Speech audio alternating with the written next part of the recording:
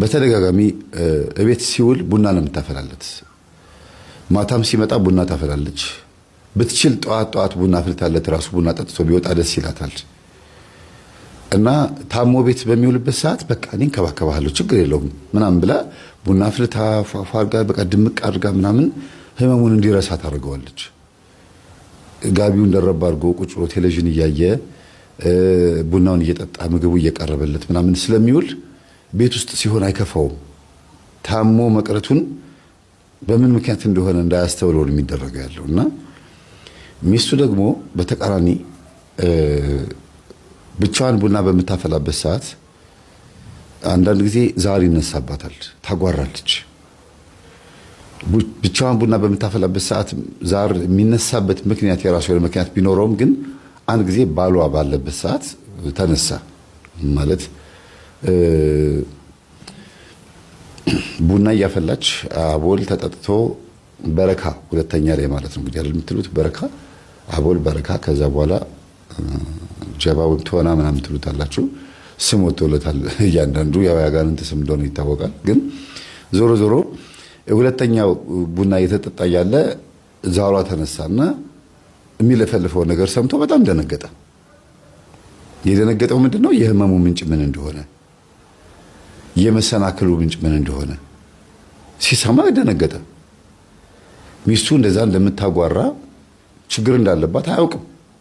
ግን ሹሩባ ትሰራለች፣ ኩል ትኳላለች፣ ሊፕስቲክ ትቀባለች።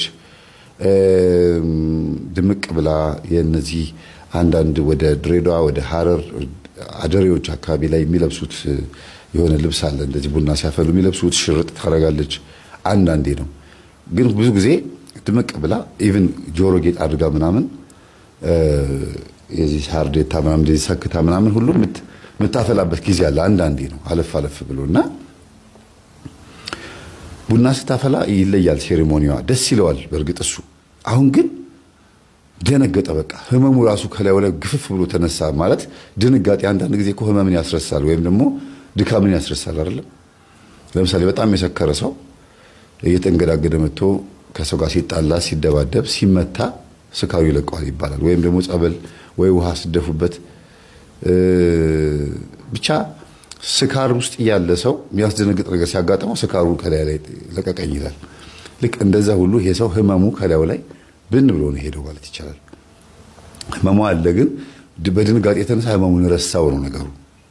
እና ይሄንን ቀን በጣም ነው የወደደው። ቀኑ የሚካኤል ቀን ነበረ። አሞት ነበር የቀረው። ገና ከእንቅልፉ ሲነሳ አዞረው፣ አንገዳገደው፣ ወደቀ መሬት ላይ አረፋ አስደፈቀው። ከዛ በኋላ አትሂድ በቃ አሁንም ትራንስፖርት ላይ ትወድቅብኛለህ፣ ይቅርብኝ እኔ ራሴ እንዲያው አንተ እንዲያውም ከጊዜ በኋላ ቤት የምትሆነው እኔ ወጥቼ ወርጄ ከሰልም ሸጬ ቲማቲም ሸጬ ቢሆን ምንም ቢሆን እንደምንም ብዬ ቤተሰቡን አስተዳድራለሁ፣ በቃ አንተ እዚህ ሁን ምናምን ብላ በጣም መልካም ሚስት አዛኝ ሚስት ሆና ነው በዛን ቀን ያዋለችው። እና ቡና ተፈላለት 4 ሰዓት 5 ሰዓት አካባቢ ላይ ነው እንግዲህ ቤት ውስጥ ቁጭ ብሎ ድንገት ተረክቦ ተነሳ። ደንግጦ ሲመለከት ጋሽዬ አይደንግጡ ትላለች የቤት ሰራተኛዋ።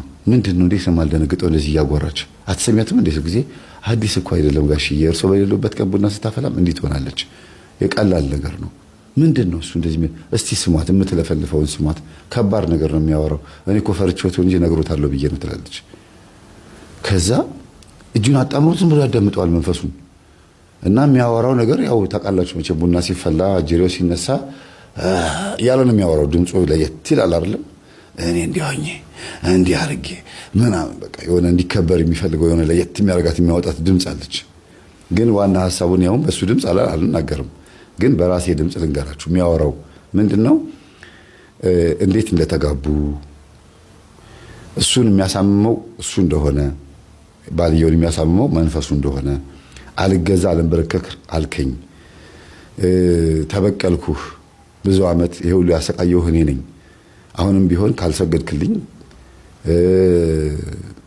የሚያስፈልገው ነገር ካላሟላህልኝና ሚስትህ የምትልህን ካልሰማህ ይቀጥላል ስቃዩ፣ እዚህ ቤት እስካለህ ድረስ ይቀጥላል። እና ተበቀልኩህ፣ የእናትህን ዕዳ እየከፈልክ ነው። እናትህ ተሞጣምጣብኝ ነበረ፣ ግን ደግሞ አሁን በአንተ በኩል አግኝቻታለሁ ግብሩን